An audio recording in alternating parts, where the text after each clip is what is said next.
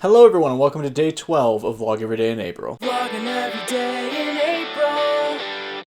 Hope y'all are having a good Easter or whatever you're doing today. But what we're doing right now is comment time, where I go through this past week's videos and I read all of your comments. Alright, so let's get started with this week's videos. First up is comment time 1, which was posted 1 week ago today. The Wolf Doctor commented saying, "Hey, haven't gone anywhere. I'm just super inconsistent when it comes to commenting on pretty much every platform. I try to make an effort to engage more whenever you do VEDA because I genuinely enjoy the content and your regular interactions with the comments. I've been watching since your Troc stuff and don't plan on stopping anytime soon, so don't count me out just because I don't comment." Alright, won't count you out yet, but you're on thin ice. The next video from last week was the one where I read a letter that I wrote to myself at age 13, writing to myself 5 years in the future, and I was revisiting it 10 years into the future. Over 10 years. I'm 24 now. You get the idea. So at the end of that video, I asked you, like, if you could write a letter to your past self or your future self and have that version of you read it, what would you say or ask? Maureen commented saying, "If I were to write a letter to my past self, teens and 20s, I would apologize for not believing in myself more, to not be ashamed of who you are and what you like. To my future self, don't be stupid." Yeah, I guess that's all you can do, right? The way that I look at it, if you look at your past self and you're like, that person was an idiot, it means that you are on a general path of self-improvement, right? That makes sense? At least that's how I choose to look at it, because I was an idiot, as I'm sure most of us are when we're young. It's just how it goes. Me and my sage 24-year-old wisdom. Cosmic Geek commented saying, "I'm really ashamed of my 13-year-old self. I don't know if I'd be able to read an entire email written by him or me. You get it? Keep in mind that this was just 3 years ago. It's impressive how much people change in such a short period, mentally and physically, especially with raging hormones." Very true. Also, to add to that, like, so you're 16 now. I think you should write a letter to yourself 5 years in the future, because even, like, you think that the last couple of years has changed you so much, like, wait until these next couple of years. Like, 18 to 24 is like such a generally transformative time in your life, because you're going through such a transitional phase. I think it would be worth it to see yourself, like, rooted in who you are right now versus, like, rooted or still transitioning to where you will be in the future. It might be a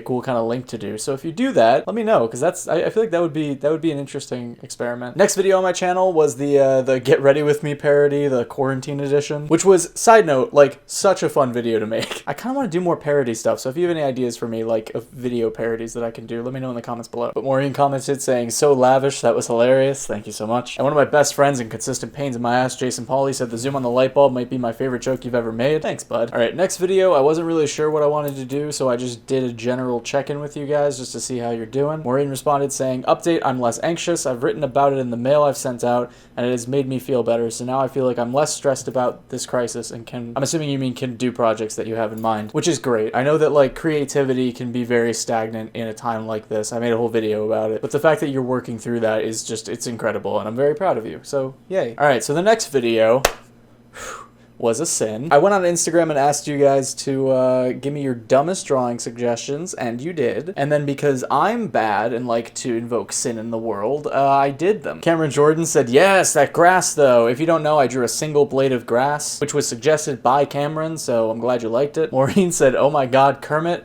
I don't know what you're talking about. This is a perfectly normal picture of Kermit. That's how he's always looked." Malachi the Hokage, who suggested the Phil Swift Spider-Man one, said, "I can't believe that came up in my head either, but I'm glad that you drew this. Also, you did pronounce Hokage correctly, but you did pronounce Malachi wrong the first time, though. Second time was perfect. I knew it, too. I fucking knew it. Just go with your gut, Bellman. Just go with your gut." Raphael said, "I'm loving VEDA, seriously. As someone who's also into drawing, I'm mainly into digital art." Same.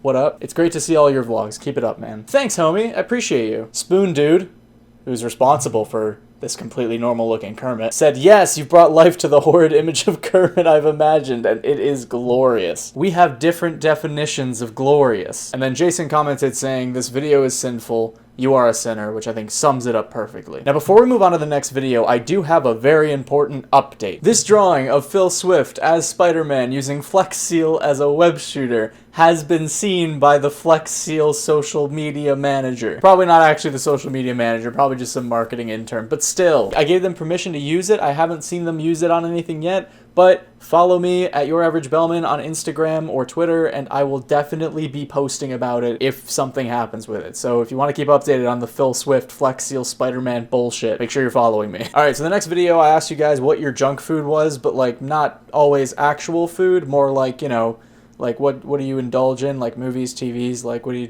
you know, you got it, you're smart. Very real person and not at all fake robot Tom says, great content, keep up the good content. Will do, Tom. Raphael said, my main junk food movie is the first Sam Raimi Spider-Man. I love that movie, probably seen it well past 100 times in my lifetime. As far as TV shows, I'd say The Office wins. Big Bang Theory is close though. Sam Raimi Spider-Man, another example of a fantastic junk food superhero movie. Also, The Office, totally back your play there. Extremely bingeable. I'm not a personal fan of Big Bang Theory, but it doesn't matter. It doesn't matter what I think, because this is your junk food, and you consume it how you want to. Maureen said, video game, Super Mario World. It's cute, it's easy, it's fun. Boom. Movie, Talladega Nights. It's really dumb and yet entertaining. TV show, Unsolved Mysteries. I'm still amused by its mysteries. I find Robert Stack's voice soothing, and I like having it on in the background while I craft. Fair enough. Perfect. And then one of my best friends, have I mentioned he's a constant pain in my ass? Jason Pauly commented saying, well, you know me, I like to try and keep my mind sharp, but every now and again I've been known to binge on some lower grade materials. For a junk food book, it must be Dante's Inferno. I know the language is simply banal, and its thematic devices are so-so at best, but it's just a nice way to turn off my mind at the end of the day. For actual food, it would have to be homemade zucchini noodles and a kale pesto sauce. Really a basic dish. I feel like I'm eating at the Applebee's. As far as film goes, I like to unwind with the double feature of Portrait of a Lady on Fire and the French dub of Stanley Kubrick's Paths of Glory. What can I say? I love brain candy. And for TV, I like Brooklyn Nine-Nine. Part of me wants to be like, Jason, why can't you take anything seriously? But the other part of me wants to be like, Jason, please never take anything seriously. And then finally, a video that I uploaded yesterday where I took BuzzFeed quizzes. The title was Taking BuzzFeed Quizzes to Numb the Pain, which, I'm sorry, who is that? Do you see that? It's Snow from the VEDA Day 2 video. Said that fucking title, OMG. Don't curse on my Christian Minecraft server. And Maureen said, LOL, that was dumb. I will now take those quizzes and make mozzarella sticks, which I think is an extraordinary plan. Thank you so much to everyone who has commented on this week's videos. I thought this week's videos were really, really good, and I like doing them, and I'm having a lot of fun exploring new stuff with VEDA, and I hope you're having fun alongside with me. There's some stuff that I did this week that I would love to do more of. I want to take more requests off of Instagram. I want to do more parody stuff. I want to take more quizzes, whether that be through BuzzFeed or Clickle or whatever. Let me know in the comments down below what was your favorite thing from what I've done from VEDA so far, and also what you want to see more of in the future. Or you can just comment anything that has to do with this video. Any and all comments will be read in next week's comment time. Alright, that's all I have for you today. Thank you so much for watching. Like this video if you liked it. Subscribe if you have not done so already. Leave a comment down below if you'd like it next week's comment time, and I will see you tomorrow. Goodbye. Vlogging every day